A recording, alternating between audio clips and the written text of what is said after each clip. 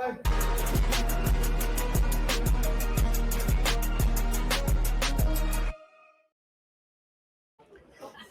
good evening. You're very welcome to the Irish Independence League of Ireland review video. Seán O'Connor here with you tonight. I'm at United Park where Shelbourne had a big win over Drogheda. I'm joined by Dan McDonnell live from the Brandywell in Derry, where, Dan, your game this evening wasn't the only thriller. Big comeback win for Derry City against Waterford. We have the big derby at Dalymount, of course, as well. Bows winning 3-2 against their rivals Shamrock Rovers. Red cards for players and managers across the 5 games tonight, Dan. 5 games, 19 goals. It's one of those nights where it's tricky to know where to start. Yeah, and I know we're going to have Aidan Fitzmaurice coming in from Dalymount soon. I think those 2 late goals for Rovers have made the rewrite a little bit more complicated. Now, I had a complicated rewrite here, I have to say, but because my one did change the result. At least that wasn't the case at Dalymount. But yeah, I mean, we can start at my game, but you could go to any of the 5 games tonight, I think, and produce something to talk about. This is one of those where, okay, maybe Derry City Waterford wasn't the big game of the night, but when Waterford go 2-0 up, sort of 6 minutes into the second half, you're thinking, this is a story.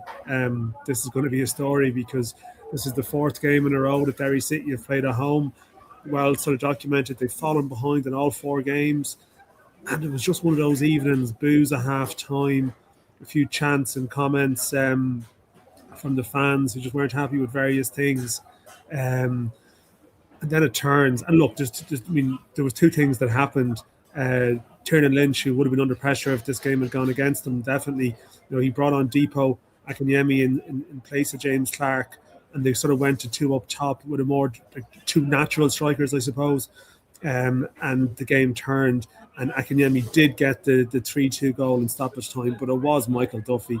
Like last year's Player of the Year, he scored 3 goals. The second goal is superb. One of the goals of the sort of month, or maybe even season contender, maybe month anyway. A brilliant chest and volley. And he didn't just score 3 goals.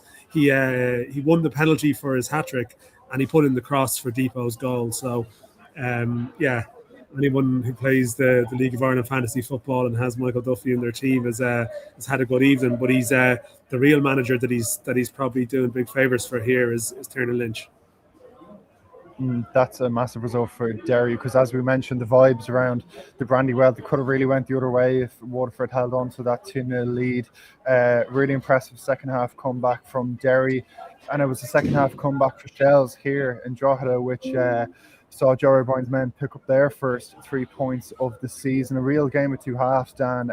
Drogheda dominating the first half in terms of on the balance of play. Shells did enjoy a lot of possession, but it was kind of similar story to last weekend's Galway, just limited end product. Drogheda taking the lead just after a couple of minutes, Brandon Kavanagh, and then it really turned on its head then. 2 minutes in the second half, Sam Bone levelling it, and things all kicked off just after the hour mark. First, Luke Dennison coming, trying to punch clear across. He was just a second too late.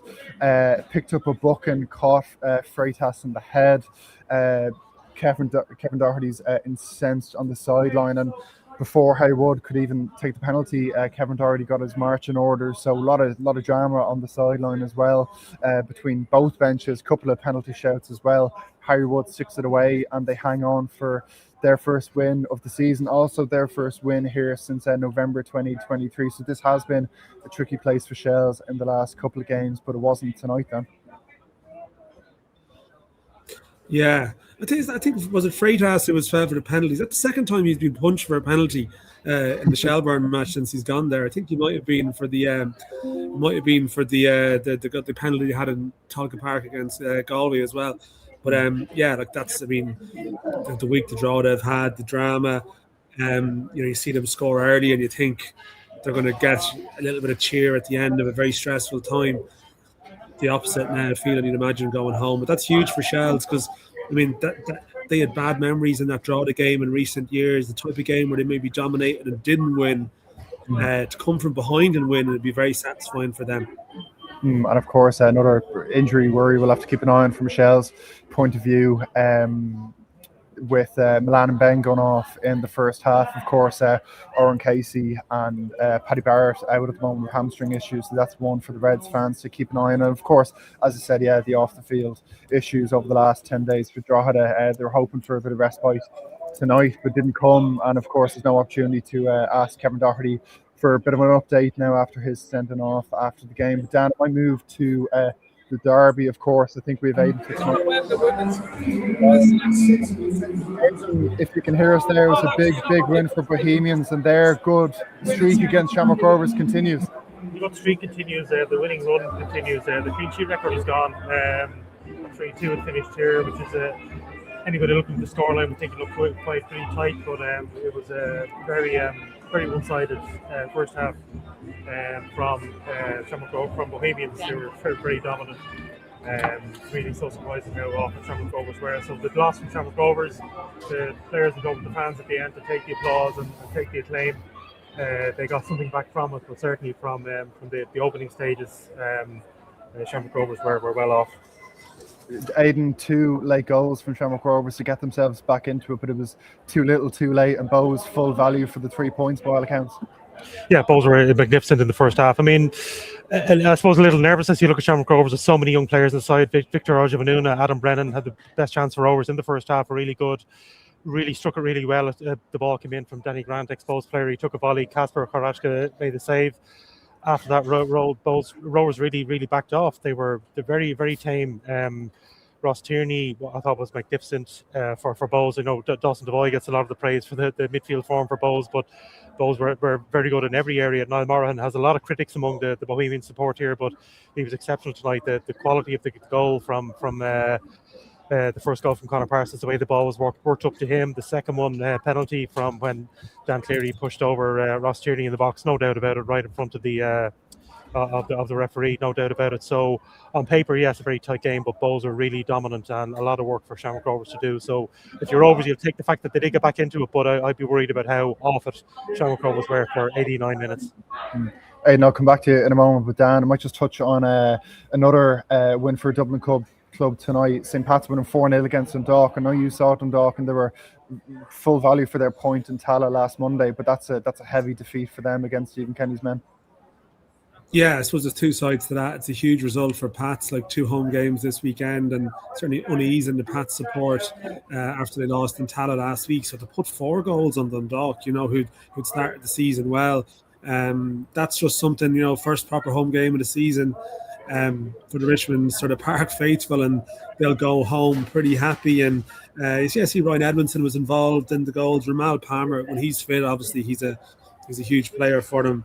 See, he went off at half time, so I don't know, was that a concern or what the situation was there. Obviously, a few flares before the game there too. I know there's a few flares in different grounds tonight. I don't know. I'm not sure if Patrick O'Donovan is sitting home watching LOI TV this evening.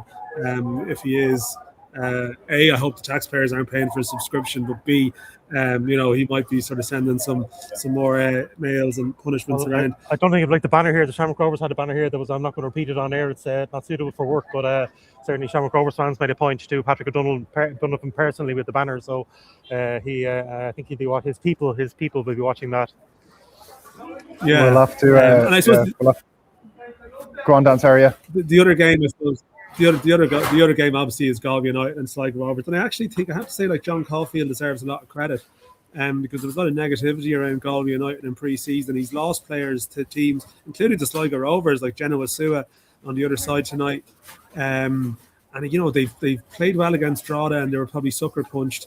They've got a result in Talca Park, which would have been a surprise, and they've beaten Sligo Rovers in the Connacht Derby. So I think, the flip side of that is obviously concerning for Sligo Rovers, who were so good here on the opening night for the first sort of hour or so. And since then, it's been pretty disappointing. No goals since then. So that's an obvious worry. Well, 5 games this Friday night, no draws, 19 goals, and no shortage of talking points.